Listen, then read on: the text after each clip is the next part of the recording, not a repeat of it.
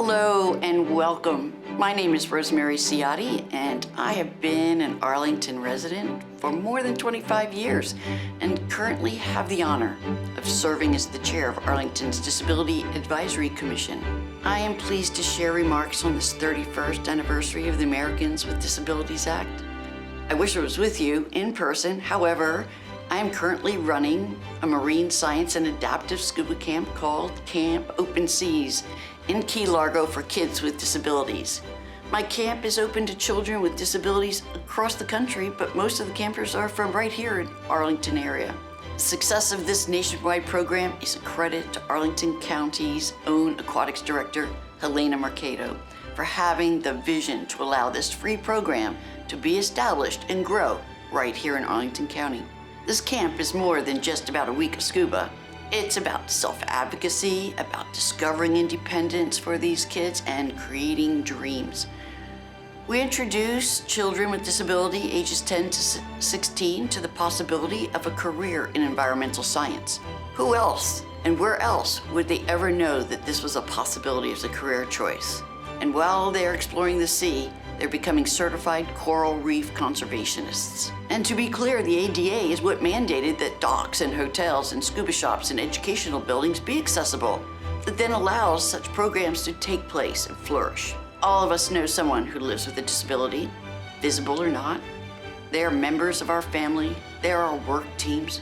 They live next door and across the street, and as our friends. Disability has no boundaries. No racial boundaries, no ethnicity boundaries, and no income boundaries, and no gender boundaries. It's important to remember that the Americans with Disabilities Act is a civil rights law that prohibits discrimination against individuals with disabilities in all areas of public life, including jobs, schools, transportation, all public and private places that are open to the general public. However, even with the ADA, people with disabilities are still experiencing challenges and boundaries and loss of opportunity. Because of the lack of accessible housing, hotels, or bathrooms, people are shut out. The limited availability of accessible taxi cabs in 2021, we still cannot call a cab to go to dinner. As we celebrate our success, there remain barriers to necessary employment or reasonable accommodations, to access documents, to hear concerts, seeing performances, safely navigating our sidewalk or our crosswalks.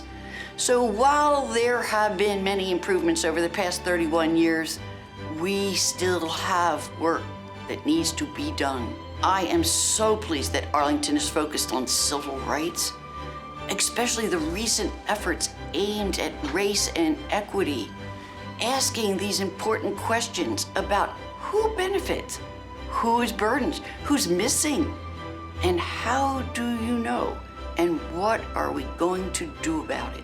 As we strive at being a more inclusive and welcoming community, internal and external to government, I urge all of us to consider how our work impacts people with disabilities. Prior to becoming the chair of the Disability Advisory Committee, I served for 10 years on the County Planning Commission because new construction gives us new opportunities to meet the ADA, to meet the growing needs of a diverse community.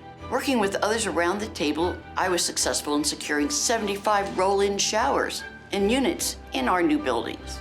And as we work to meet the needs of our aging residents, we must do everything we can to ensure accessibility. Within the last 5 years, Arlington has now established a mandate for power doors on all new office buildings and multifamily dwellings.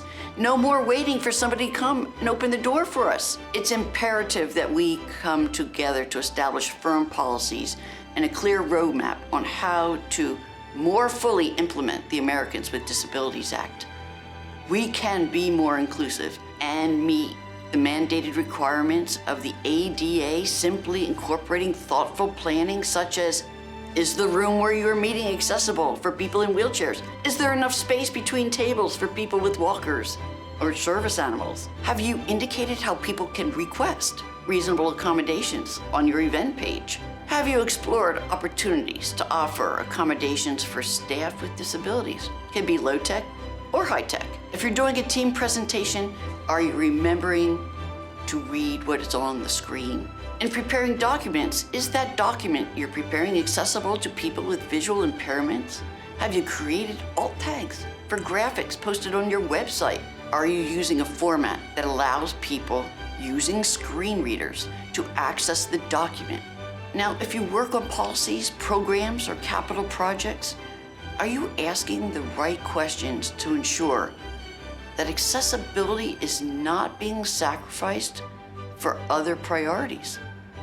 Now, as we celebrate the ADA today, I look forward to working with economic development to make Arlington County hotels the automatic place for people to choose. We are working together to ensure that through thoughtful hotel business practices, visitors will now know that when they reserve a room in Arlington County, it will be accessible as requested at reservation. And I look forward to working with other commissions, staff, and builders to establish minimum checklists for new single-family homes where there is no ADA requirements, but can still have one zero threshold entrance, 32-inch doorways throughout, and a bathroom on the main floor, and universally usable lever handles as opposed to doorknobs. So as we celebrate 31 years of the Americans with Disabilities Act, I hope we will all recommit internally and externally with our fellow employees, with our residents, and our businesses, so that everyone is welcome and can fully participate and access all that our community has to offer, regardless of race, ethnicity, gender, income, age, or ability. Once again, if not here, then where? Thank you and happy birthday to the ADA.